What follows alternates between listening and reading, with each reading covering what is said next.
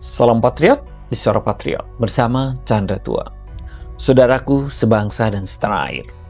Ketika orang mendengar kata komunisme, yang mereka bayangkan adalah palu arit, propaganda merah, barisan pekerja, revolusi bersenjata, poster Mao, Lenin, dan Stalin.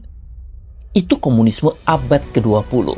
Itu era ketika ideologi memakai kekerasan dengan terang-terangan.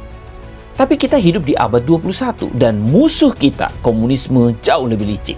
Hari ini komunisme tidak memakai palu arit, tidak berteriak revolusi proletar, tidak membawa bendera merah, tidak memaksa orang ke kamp-kamp konsentrasi dengan bayonet.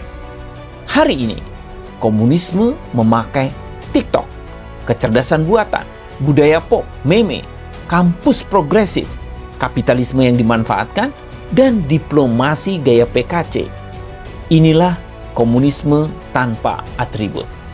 Wajah baru yang lebih halus, lebih canggih, dan lebih berbahaya. Oleh karena itu, mari kita bongkar satu persatu. Yang pertama, neo-marxism dan budaya kampus barat. Komunisme tidak mati. Ia berevolusi menjadi marxisme budaya atau neo-marxism.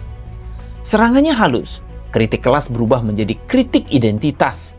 Sosialisme dikemas dalam bahasa keadilan sosial. Aktivisme kampus mempromosikan ide-ide anti-tradisi. Tuhan dianggap opresif. Keluarga dianggap konstruksi patriarki. Moralitas dianggap produk kelas borjuis. Anak muda tidak sadar bahwa yang mereka bela sebenarnya Marxisme versi baru. TikTok dan media sosial adalah mesin propaganda generasi Z. Dunia digital membuat propaganda lebih kuat daripada kediktatoran fisik. Apa yang dulu dilakukan Partai Komunis lewat penjara, hari ini dilakukan lewat algoritma. TikTok adalah contoh paling jelas. Pemiliknya berbasis di China. Kontennya mendorong budaya hedon dan anti-otoritas. Anak muda disuntik ide ekstrim kiri. Kampanye pro-Marx menyebar lewat meme dan video pendek. Semua dikemas lucu, ringan, dan tidak terlihat mengancam. Sebuah propaganda yang tidak terasa seperti propaganda. Inilah gaya baru komunisme. Masuk melalui kepala, bukan melalui tank. 3. PKC, komunisme bergaya dagang dan diplomasi. Sekarang PKC menyebar melalui investasi, proyek Belt and Road, utang negara, ekspansi digital, budaya, perusahaan teknologi, dan infiltrasi politik. Negara-negara miskin diberi utang, lalu pelan-pelan dikendalikan. Media diberikan dana, lalu pelan-pelan diarahkan.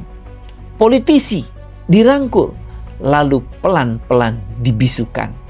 Tidak ada palu arit, tidak ada revolusi, tapi hasilnya sama. Negara digenggam, kebebasan dibisukan, dan moral bangsa dikikis. 4. Komunisme kini berwajah kemanusiaan. Ini bagian paling licik. Komunisme hari ini memakai bahasa-bahasa istimewa.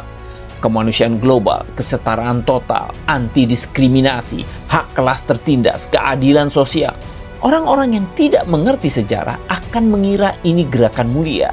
Padahal ini hanya ulang-ulang dari teori Marx. Pecah belah masyarakat, ciptakan konflik antar kelompok, buat kelas tertindas versus penindas. Lalu tawarkan revolusi sebagai solusi akhir. Bedanya, dulu pertentangan kaya versus miskin. Sekarang ras versus ras, gender versus gender, kelompok versus kelompok. Strateginya sama, bajunya berbeda. 5. Komunisme modern tidak butuh perang. Ia membusukkan moral bangsa pelan-pelan. Cara paling efektif menghancurkan negara bukan dengan senapan, tetapi dengan merusak moral para pemudanya. Ketika generasi muda tidak lagi percaya Tuhan, tidak percaya keluarga, tidak percaya nilai tradisi, tidak percaya negara, hanya percaya keluh kesah dan kebencian kelas, maka komunisme modern sudah menang. Bahkan tanpa berperang, itulah tujuan propaganda hari ini. Saudara-saudaraku, komunisme hari ini tidak perlu tank, peluru.